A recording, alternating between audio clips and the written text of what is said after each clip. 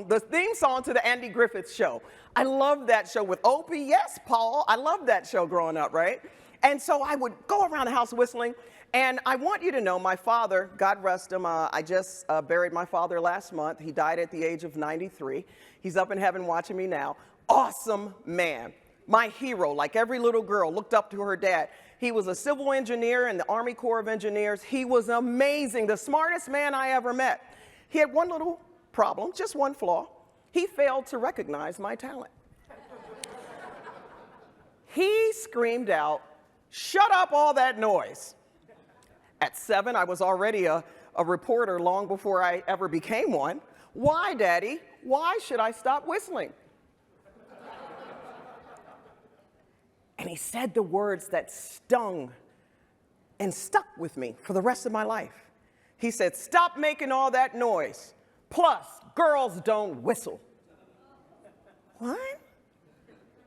Suddenly, my father wasn't that sharp anymore. I was a little girl.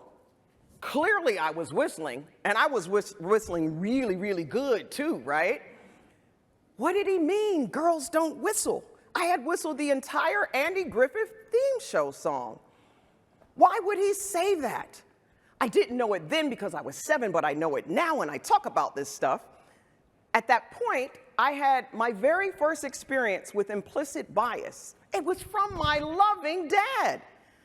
Implicit bias refers to attitudes and stereotypes about race, ethnicity, all those things we talked about before, that affect our understanding, our actions and decisions in an unconscious manner. What I want you to know is that it's involuntary. We do this without conscious intention or conscious control. Even my dad didn't know what he didn't know. He didn't say, "I'm going to set out and raise my 7-year-old daughter with intentional bias." He didn't know that. He just did it. He did not appreciate the Andy Griffith Show theme song coming out of my mouth. How did you learn about bias? How did you learn about stigma or limitations or prejudice? Because a lot of what we hold on to that I've learned and being certified in conflict resolution began when we were a child, or when we were children, to be grammatically correct. We don't know sometimes that if someone or something or some experience doesn't help us start thinking otherwise, whatever we once kind of took in as our impression of the view of the world, we just hold on to. And that becomes our bias, our way of thinking about things.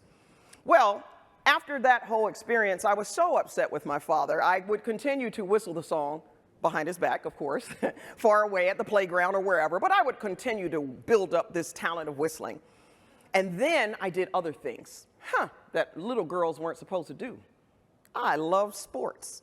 I became an unbelievable athlete. I grabbed a basketball and fell in love when I was only 5 years old. This picture when I was 9 years old, with a bad hair day, some things never change, right? The purpose of pursuing your passion is to one day put passion back into your purpose. I didn't know that then, but I would come to realize that basketball would be my everything.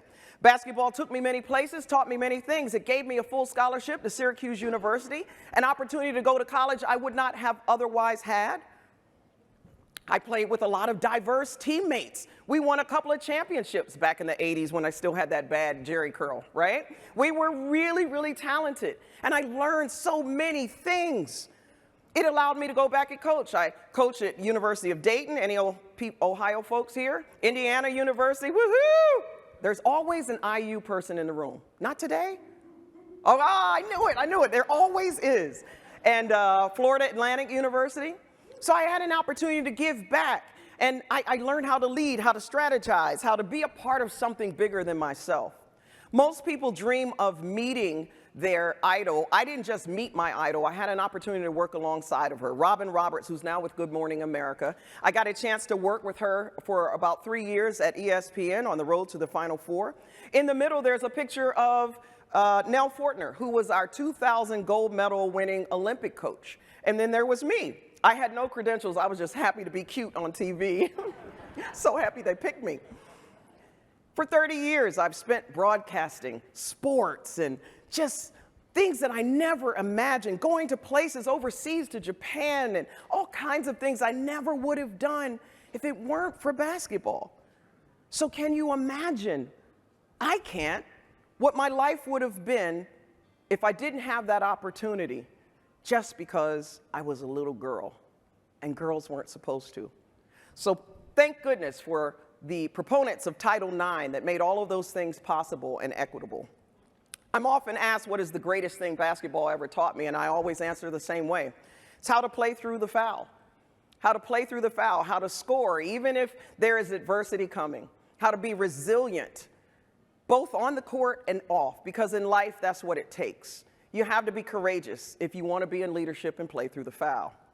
Fouls, to me, are situations, circumstances, technology, and people who can limit, hinder, threaten, alter, and discourage us from our desired goals.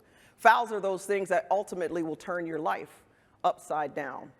If I could go back just a minute, if you will, every time I see this slide, I feel very comfortable with you all, and I'm going to be honest. This guy right here, he reminds me a lot of my angry ex-boyfriend.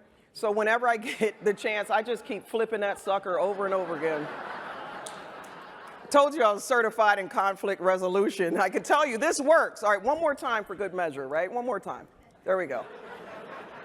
Feeling better about my life already. Where was I?